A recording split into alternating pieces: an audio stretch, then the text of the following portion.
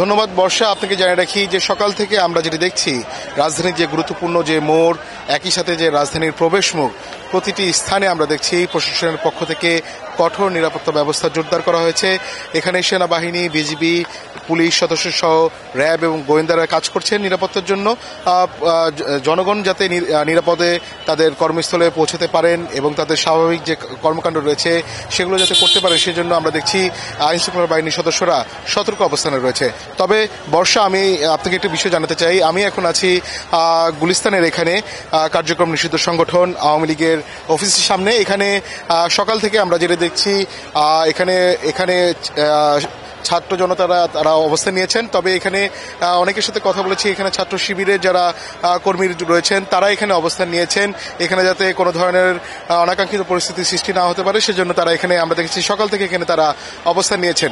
আর এখানে কিছুক্ষণ আগে একটি ঘটনা ঘটেছে, সেটি আমরা জানাতে চাই যে কিছুক্ষণ আগে ঠিক 10 মিনিট আগে এখানে আমরা দেখেছি যে একজন ব্যক্তিকে এখানে তারা ছাত্র শিবিরে যারা এখানে কর্মী যারা রয়েছেন তারা তাকে এখানে আটক করেছেন। তার বিরুদ্ধে যে অভিযোগটি যেটি পাওয়া গিয়েছে সেটি একটু বলতে চাই যে তারা এখানে যেটি জানতে পেরেছে যে যুবককে এখানে আটক করা হয়েছে এবং এখানে আটক করার পর এখানে পুলিশের কাছে তাকে সোপর্দ করা হয়েছে এবং জিজ্ঞাসাবাদ করা হচ্ছে। তবে প্রাথমিকভাবে তারা যেটি জানতে পেরেছেন যে তার বিরুদ্ধে যে অভিযোগ ছিল যে সে এখানে অবস্থান নিয়ে এই অফিসের সামনে এখানে ভিডিও করছিলেন এবং সেই ভিডিওগুলো বিভিন্ন মাধ্যমে, সামাজিক যোগাযোগ মাধ্যমে বিভিন্ন গ্রুপে তিনি দিচ্ছিলেন এবং তিনি এখানে মানুষজনকে জড়ো হওয়ার জন্য আহ্বান জানাচ্ছিলেন এবং এখানে বলা চলে একটি গুজব ছড়িয়ে এখানে যে কার্যক্রম নিষিদ্ধ সংগঠন আওয়ামী লীগের নেতাকর্মীদের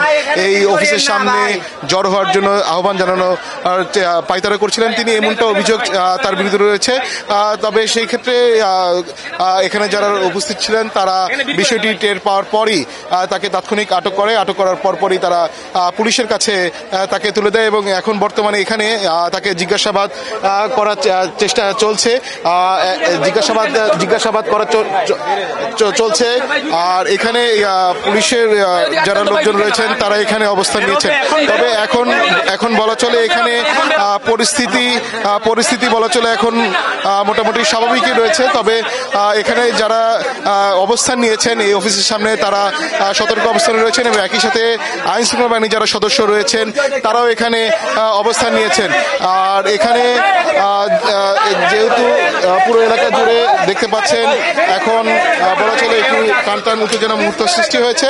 তবে এখানে প্রশাসন এবং ছাত্র জনতা যারা রয়েছেন তারা পরিবেশ নিয়ন্ত্রণের চেষ্টা করছেন এবং তারা বলছেন যে কোনো ধরনের নাশকতা বা অনাকাঙ্ক্ষিত পরিস্থিতি নিয়ন্ত্রণের জন্য তারা সর্বোচ্চ চেষ্টা করবেন। জি বর্ষা, এই ছিল আমার কাছে সবশেষ খবর।